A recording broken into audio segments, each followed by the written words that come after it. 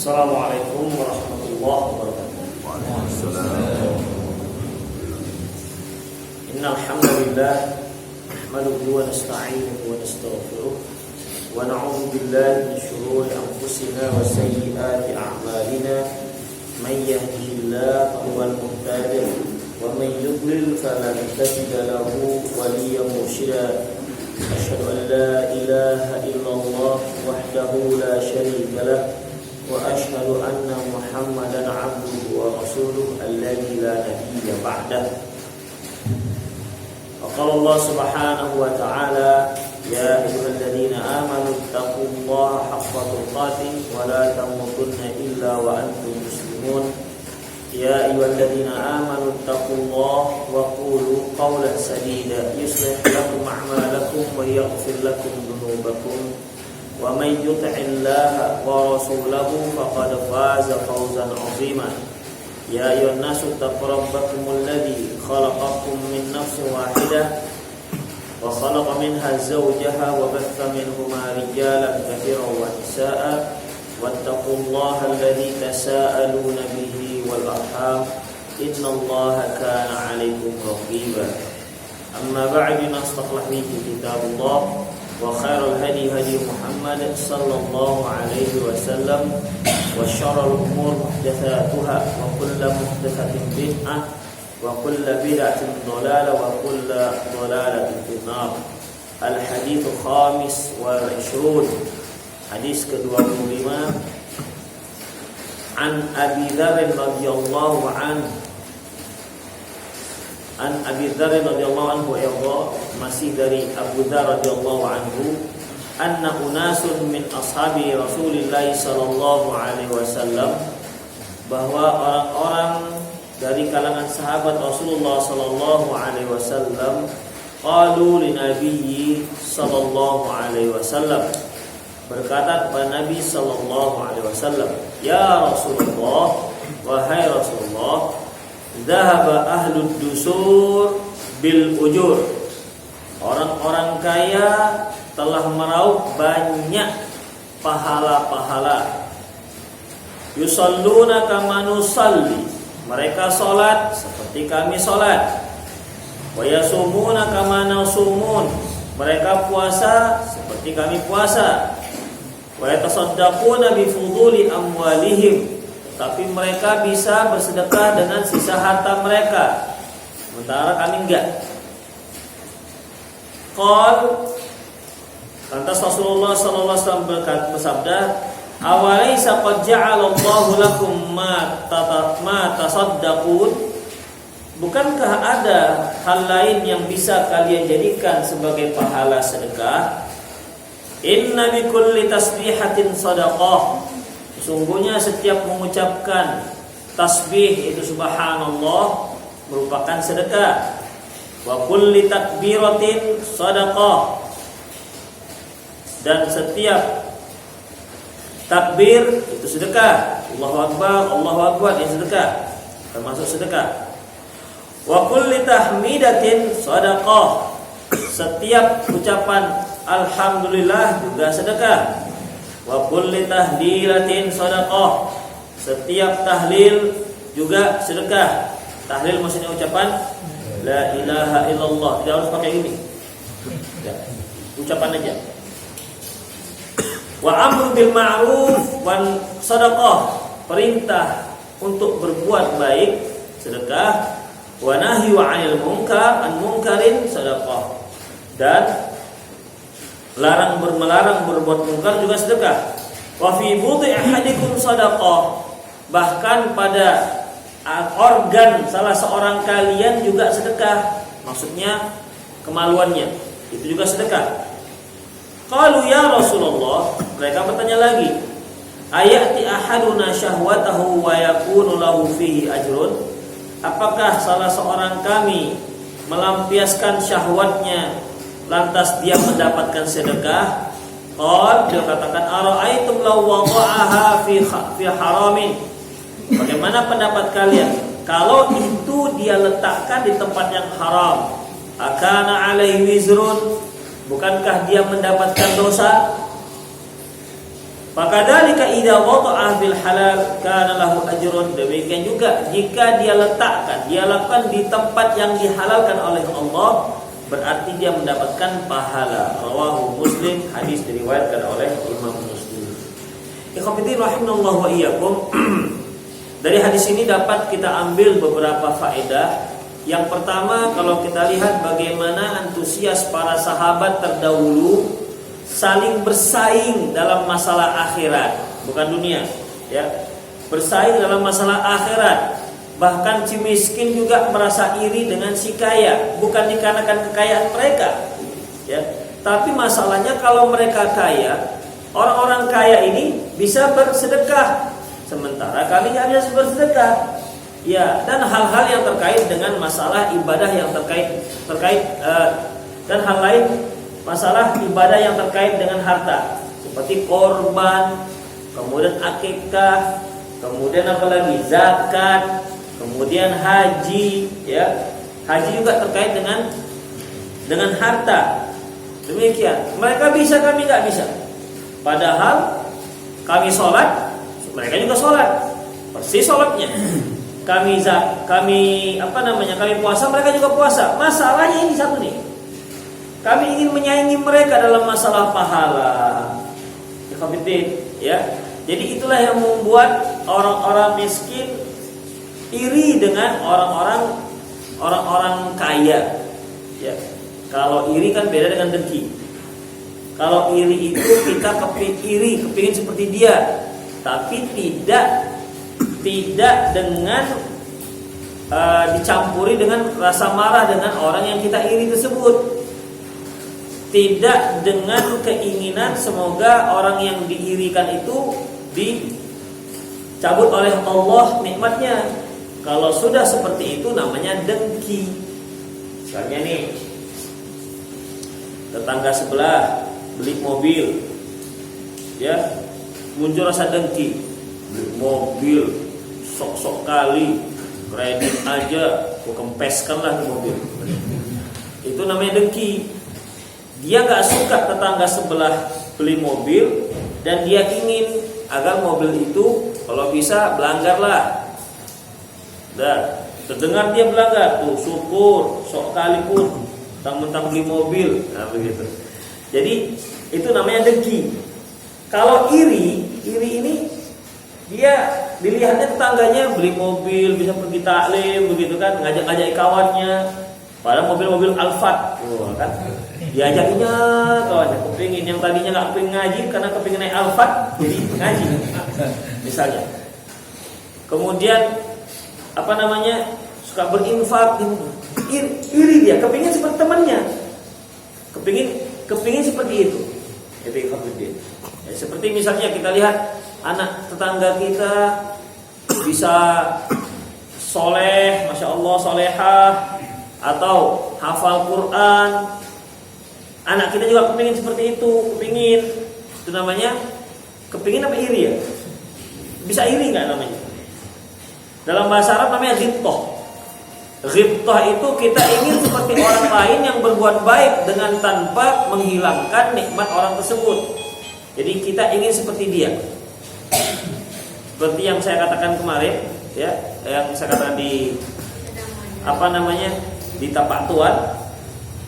Kita lihat bagaimana perjuangan para sahabat. Ingin kita seandainya kita hidup pada saat itu. Nah, gitulah. Berjuang bersama Rasulullah sallallahu alaihi wasallam. Itu namanya keinginan. Keinginan nggak mungkin lagi kalau itu kan. Tapi iri, begitu iri. Nah, keirian ini hampir keinginan untuk mendapatkan kebaikan yang sama. Ya, padahal belum tentu juga kan. Kalau kita jadi hidup di zaman sahabat, belum tentu kita jadi sahabat. Jangan-jangan jadi munafiknya.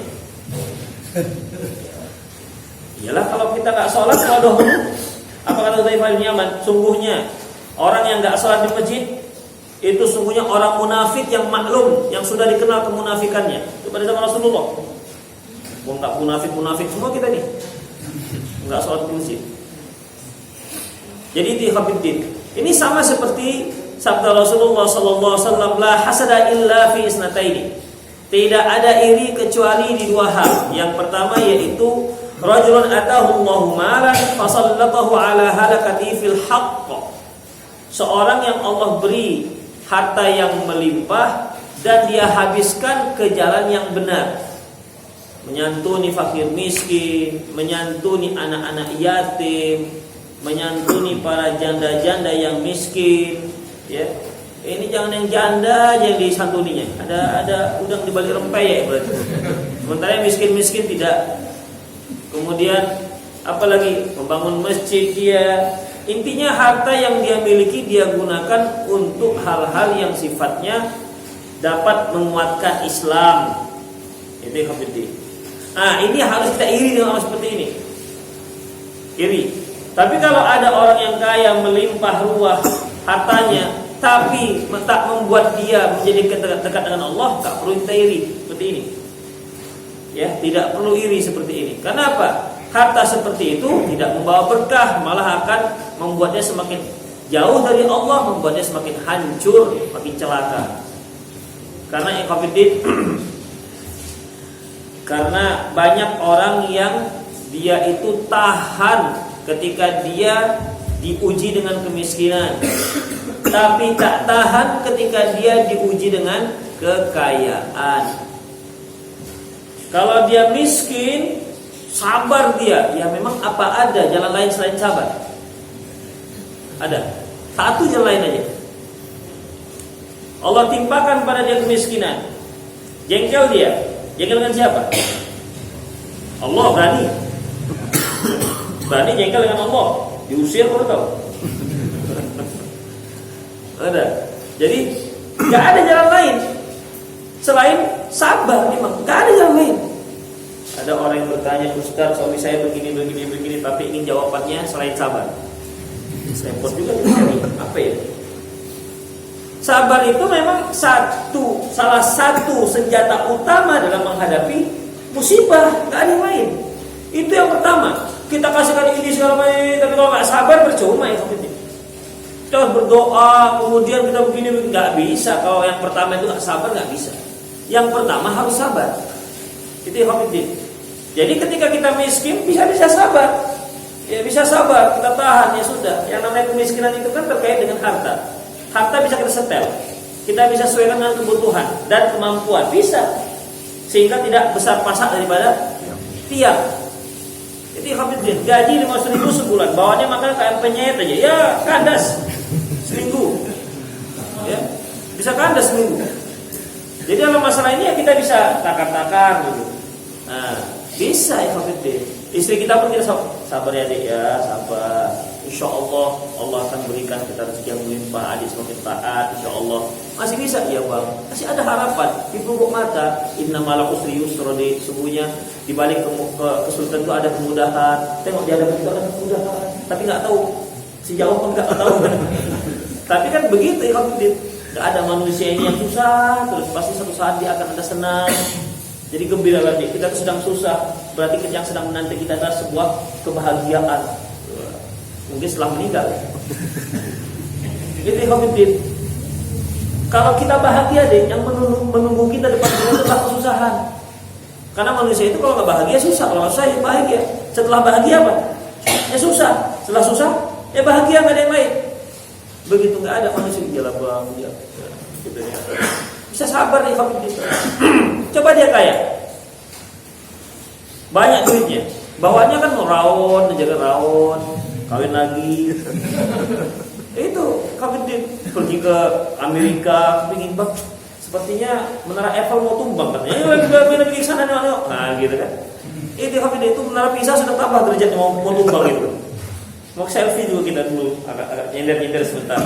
Saat belakangnya menara Pisa, Amerika. Begitu nggak bisa dibendung. Nah, kita punya duit, ya. Kada orang macam-macam dengan kita punya duit. Gimana? Oh, bayar aparat, kan ada duit, ada fulus semua. Tapi coba kalau kita miskin, dizalimi orang, apa yang kita lakukan? Kan nggak bisa balas, ya kan? Nggak ada jalan lain. Tapi kalau dia punya duit, apalagi dia pejabat, dia dizalimi orang, masya Allah. Dizolimi, dipukul dia 1, dia mukul 20. Malah balik menzolimi. Itu ikhwatiddin. Ya. Jadi dalam masalah ini iri dengan seorang yang punya harta, tapi harta itu berkah, membuat dia semakin dekat dengan Allah Subhanahu wa taala. Semakin kaya dia, semakin rajin ke masjid. Kan jarang-jarang kan orang semakin kaya semakin rajin ke masjid. Yang ada itu semakin kaya semakin tak nampak hidungnya di masjid. Ya kan dia mulai luar kota terus atau bisnisnya begitu kan. Dagangannya pun rame dari mulai pagi sampai pagi lagi. Enggak sempat lagi hayal shalah entar dalam nawar ini. Begitu kan. Itu hafidin rahimanallahu wa iyyakum. Enggak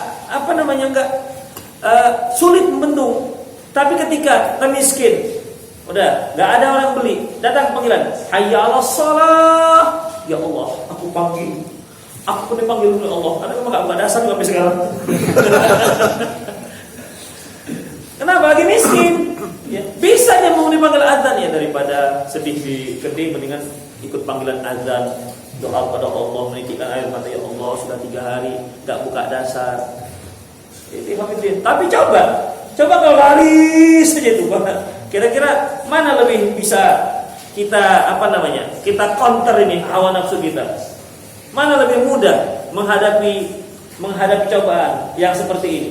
Lagi enggak buka dasar atau lagi banyak yang jual, yang pembeli? Samanya, saya kan juga pernah berdagang. Begitu. Apalagi pagi enggak buka dasar. Begitu hayal shalah 5 orang datang. Nawar. Kita pun semangat kan begitu. Belum rukuk kok. Kan? Belum rukuk kok. Masih azan. Begitu hafidin. Jadi itulah dia. Itulah manusia. Baik.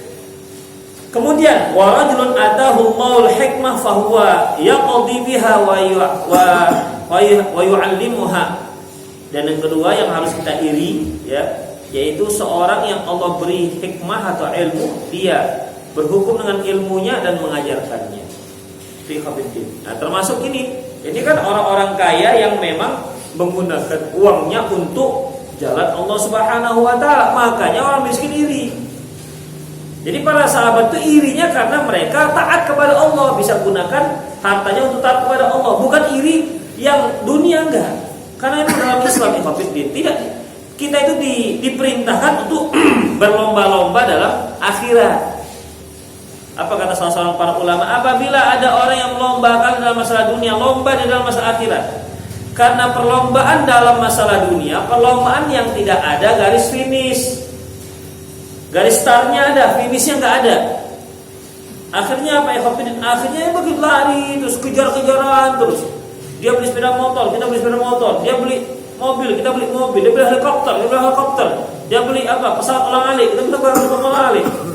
Begitu, dia beli gunung, kita beli bukit masih. Jadi kapan habisnya seperti itu? Kapan habisnya? Tidak habis-habis. Makanya Rasulullah SAW mengatakan, "Lau kana li ahadin wadiyan min adh-dhahab la ahabba ay yakuna wadiyan thalisan." Seandainya salah seorang kalian punya emas sepenuh 2 lembah, maka dia kepingin ada lembah yang ketiga. Falayyam la'ufahu illa turab. Tidak akan ada yang bisa memenuhi mulutnya kecuali tanah. Situ baru. Memang kalau dunia itu hanya perlombaannya selesai itu setelah dia mati. Sebelum mati belum. Gak habis-habis ya Habibin. Makanya kalau lihat orang sibuk terus dengan dunianya. Ya, muncul proyek ini, muncul ide ini, muncul ide dalam bisnis terus. Gak habis-habis. Ya, demikian ya Habibin. Bahkan saya pernah lihat seorang hotelnya 2. Tengok orangnya rusuh. Gak macam-macam ini agak rapi-rapi itu lumayan. Ini hotelnya 2 tapi rusuh. Seperti gak tahu banyak kali bebannya. Dan apalagi sekarang ketika kita melihat orang yang bawa mobil yang mewah, rumahnya bagus, itu belum tentu dia itu setenang kita. Jangan-jangan dia dikejar-kejar dengan kreditnya. Ya itu diakui, ya. Diakui sama Ustaz lihat kami punya hotel segala macam, tapi setiap akhir bulan Ustaz, ya Allah menangis. Kita akhir bulan tertawa kan? Kenapa Luis? Iya, orang dekat gajian. Demikian. Walaupun nanti begitu gajian habis. Karena kali lubang tutup lubang. Tapi kan merasakannya ikhwatiddin, angis mereka. Demikian. Karena semua harus tutupin. Ya gaya hidup kan juga harus berbeda ya. Masa yang punya hotel gaya hidupnya hanya punya mobilnya mobil tiket 55? Enggak mungkin. Kemudian HP-nya HP Cina yang 90.000 itu dua. Gede kecil begitu kan. Enggak nampak. Kan tentu HP-nya HP smartphone. Iya. Smartphone Apple gitu. S9. Bukan S9 lagi dah, pakai sengau lah, 9. Supaya keren. Dengan kolega-kolega pakai HP Cina 90.000. Apa kata dunia? Demikian. Padahal utang juga tuh 90.000. Ya ikhwatiddin, jadi yang seperti itu kehidupannya hanya sekedar prestise, nampang. Ya, nampang saja. Apa yang menjaga gengsi, sebenarnya belum tentu hidup mereka itu lebih gembira, lebih bahagia dibandingkan kita. Kita Masya Allah makan nasi pakai kerupuk bahagia, kita orang ada yang lain mau gimana lagi? Bahagia. Iya, dan orang pun maklum mau makan kerupuk dia biasa, makan kerupuk sanjay pakai nasi, biasa pakai kerupuk putih untuk sanjay dia. Jadi dalam masalah seperti ini biasa, ya biasa. Oleh karena itu, yang iri mereka ini, Masya Allah, ini orang kaya tapi ibadahnya luar biasa. Orang kaya tapi dermawan, jarang loh. Ya, orang kaya dermawan itu jarang. Yang ada tuh orang kaya sumpili, itu yang banyak. Langsung sumpili, kedekut, ya pelit. Hah? Orang kaya yang pelit itu banyak. Kenapa? Karena perhitungannya sudah kuat. 500 rupiah pun keluar itu dicatat. Oh, rupiah. Itu kalau kita 500 perak mana pernah kita hitung-hitung lagi kan? Enggak pernah hitung lagi. Tapi mereka kalau bisnis itu semua dihitung. Bahkan 3 angka di belakang koma itu dihitung. Yang dikira-kira dihitung. 3 angka di belakang koma. 5, ya kan? 00, koma. Itu ada 3 angka di belakang koma. Itu enggak ada 1 perak pun tak ada. Tapi tetap dihitung. Begitu hitungan mereka bisnis itu. Jadi ketat sekali. 3 angka di belakang koma masih dihitung. 3 angka di belakang koma kali sejuta berapa? Oh, kali sejuta. Kita mau sejuta juga ada. Begitulah ya positif. Oleh karena itu ya, itu yang membuat sahabat lain iri. Masya Allah, mana ini ya Rasulullah? Apa kata beliau loh? Kan bukankah setiap kali tasbih, tahmid, takbir, tahlil itu merupakan sedekah? Maksudnya pahalanya sama seperti pahala sedekah, begitu. Ya, itu kan Allah jadikan untuk kalian itu sedekah. Ya udah perbanyak itu, perbanyak takbir, banyak tahlilnya, tahmid, silakan tidak ada masalah. Ya. Kemudian apalagi amar bil ma'ruf, nahi anil munkar itu juga seperti pahala sedekah. Ya sudah lakukan itu banyak-banyak. Kalahkan mereka dengan cara seperti itu. Jadi itulah cara melomba orang kaya yang taat ya. Orang kaya yang taat. Tapi begitu pun ya Fabiddin, orang kaya yang taat ini ya tetap dia itu masuk surga 500 tahun setelah orang miskin masuk surga. Tetap belakangan. Kenapa? Auditnya lama. Orang-orang miskin auditnya kata mana? Ini. Terus dah habis enggak ada. Sebagaimana sebuah hadis, seorang yang masuk surga ditanya malaikat, cepat kali kalian masuk surga. Kami apa yang mau diaudit? Saya hanya punya pedang. Itu saya gunakan jihad fisabilillah. Sudah selesai. Tapi orang kaya kan rumahnya 3, tanahnya berserak-serak di mana-mana, ya kan? Mobilnya lagi, sopirnya lagi. Ini kayak di yang satu nggak punya rumah, nyewanya dia ngontrak. Yang ini punya kontrakan, kan beda. Ngontrak dan kontrakan beda tanggung jawabnya. Makanya lama mereka orang kaya masuk surga. Tapi kalau dia taat, beda derajat surganya. Yang miskin di sini, yang kaya gini jauh. Makanya mereka kepingin melomba mereka orang-orang kaya ini, Hafidin, itulah yang membuat mereka iri. Jadi Hafidin, akhirnya mereka lakukanlah ini untuk melomba pahala orang kaya. Orang kayanya tahu, sahabat-sahabat yang pernah tahu, mereka pun lebih banyak tasbih, tahlil, tahmid, sedekah, amar ma'ruf nahi munkar. Mereka juga lakukan. Lapor lagi, ini ada di sini ya. Datang lagi Rasulullah. Ternyata mereka juga melakukan apa yang kami lakukan. Tetap kalah mereka. Ya, apa kata Rasulullah? Dzalika fadlullahi yu'tihi man yasha'. Sudahlah, kemana selainlah itu? Ya, itu merupakan keutamaan yang Allah berikan kepada siapa yang Dia kehendaki. Ya, tahlil tahmid itu kan suatu hal ibadah yang tak bermodal. Cukup dengan lisan. Amar ma'ruf nahi munkar. Bahkan yang kaya-kaya itu bisa lebih hebat amar ma'ruf nahi munkarnya. Ya kan, dibandingkan yang miskin-miskin. Yang kaya-kaya bisa, misalnya ada orang mau mau berantem, yang miskin mungkin bisa pakai sabar saya. Yang kaya bisa dia, kenapa ini kok tengah? Ini udah makan makan. Terus saya kan, mau makan apa? Tapi yang tengah ya. Oke Pak, ayo pas tengah kita makan aja kita. Bisa? Yang punya harta bisa dia buat event dakwah. Ya kan? Banyak hal dia bisa buat masjid. Jadi tetap dikalahkan di masjid. Makanya orang miskin yang taat dibandingkan dengan orang kaya yang taat, tetap kalah yang miskin yang taat. Tapi itulah auditnya lama di akhirat nanti. Ya, mengauditnya lama di akhirat. Baik. Kemudian di Hafidin, wa fi bidi ahadikum sadaqah. Rasulullah katakan demikian juga pada anggota kalian itu ada sedekah. Maksudnya kelamin kalian itu ada sedekah. Maksudnya ketika dia melakukan hubungan intim dengan istrinya, itu juga sedekah. Sahabat bertanya, ya Rasulullah kok bisa sedekah? Ayati ahaduna syahwatahu kana lahu ajrun. Kalau ada seorang yang mendatangi istrinya, lantas dia itu dikatakan dia punya pahala. Rasulullah katakan, ara'aita in wada'aha ala fil haram, alaysa ala akana alaihi wizrun. Kalau seandainya dia lakukan dengan yang haram gimana? Dengan wanita yang halal, yang haram, tentu dia mendapatkan dosa besar kan? Ya sudah sama. Kalau itu dilakukan untuk wanita yang halal, yang Allah halalkan dia, maka dia dapat pahala. Itu Hafidin. Jadi orang-orang yang berumah tangga dia punya ibadah-ibadah tertentu yang tidak bisa dilakukan oleh para jomblo. Itu Hafidin.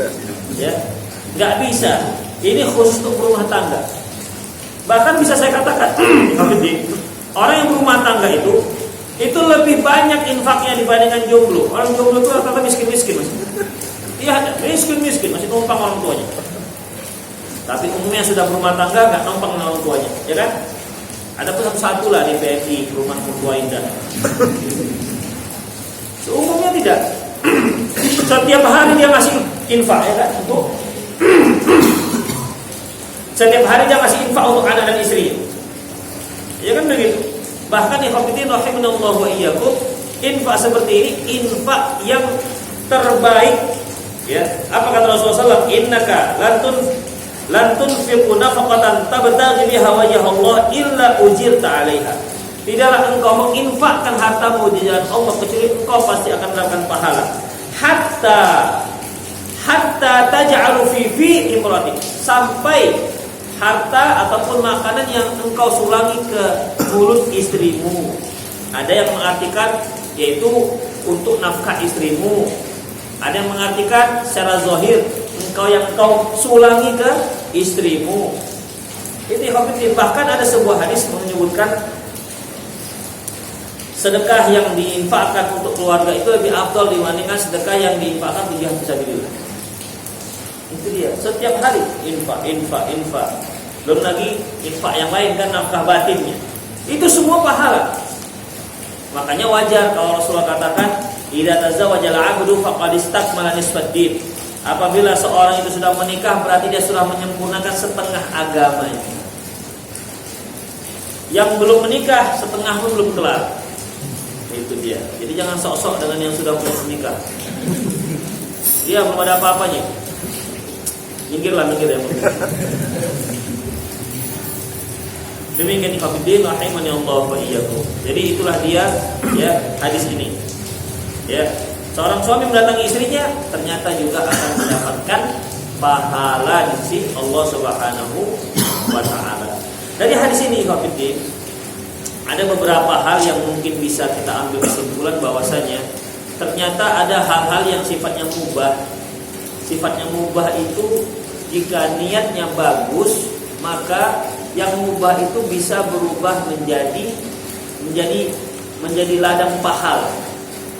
Makan misalnya, kalau niatnya bagus, maka jadi ladang pahala. Niatnya agar menguatkan dia untuk beribadah kepada Allah, jadilah dia pahala. Padahal makan itu mubah, minum mubah, dimakan tak berpahala, tak dimakan tak berdosa. Mubah, dimakan tak berpahala, tak dimakan juga tak berdosa. Mubah. Tapi ketika dia niatkan untuk suatu hal yang baik, ya, maka dia menjadi ada nilai pahalanya. Gitu. Kemudian berlomba-lomba untuk masalah akhirat. Kita tak diperintahkan untuk masalah dunia. Perlombaan hanya akhirat. Perlombaan masalah dunia, perlombaan yang takkan ada batas akhirnya, hanya membuat kita letih. Ya, membuat kita letih. Apalagi ketika Allah Subhanahu wa taala membukakan untuk kita rezeki yang luas sehingga kita disibukkan dengan rezeki. Ketika kita sudah disibukkan dengan rezeki, masya Allah, akhirnya perhatian kita hanya untuk dunia. Pernah Rasulullah SAW berkata kepada para sahabat, nah ini dia, ya, abshiru ma'amilu ma yasurrukum. Ini kabar gembira, sesuatu yang bisa menggembirakan kalian. Wallahi mal faqru akhsha alaikum. Demi Allah, bukan kemiskinan yang aku takutkan dari kalian, walakin akhsha alaikum an tubasata dunya alaikum. Yang aku khawatirkan adalah kalau dunia dibukakan untuk kalian. Kama basatat ala man kana qablakum, sebagaimana dibukakan untuk umat-umat sebelum kalian.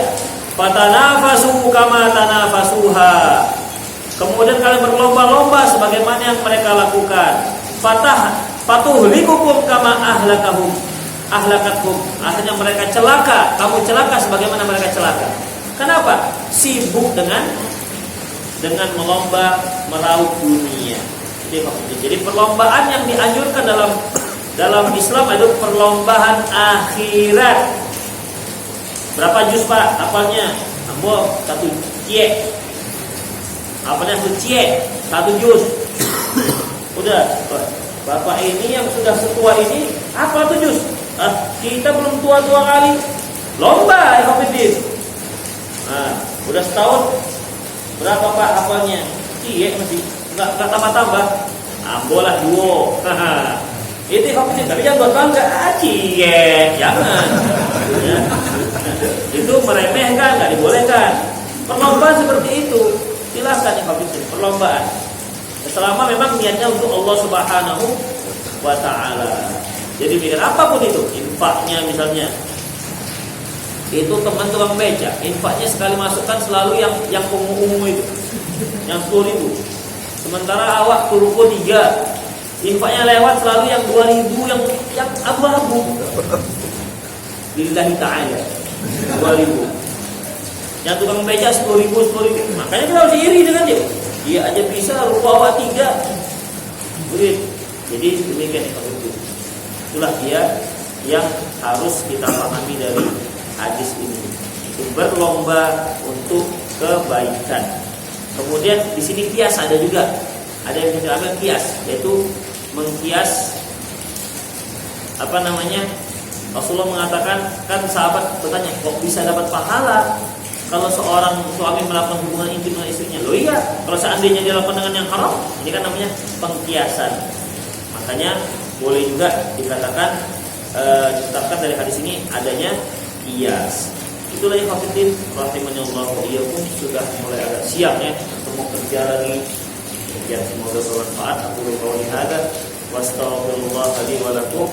Bismillahirrahmanirrahim. Silakan jika ada yang bertanya, yang mau beraktivitas silakan tanpa mengusir.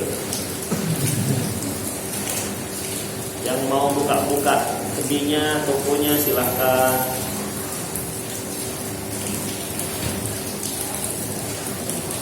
Yang mau mandi hujan juga silahkan.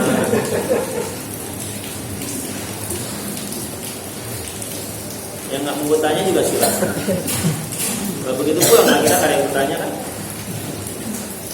Ya lah ikutin karena pagi ini waktunya waktu tadabbur gitu ya, tadabbur begini tadabbur. Inilah semoga bermanfaat. Aku qouli hadza wa astaghfirullah li wa lakum wa lisal muslimin innahu ghafurur rahim. Subhanakallahumma wa bihamdika asyhadu an la ilaha illa anta astaghfiruka wa atubu ilaik. Wa akhiru da'wana alhamdulillahi rabbil alamin. Assalamualaikum warahmatullahi wabarakatuh.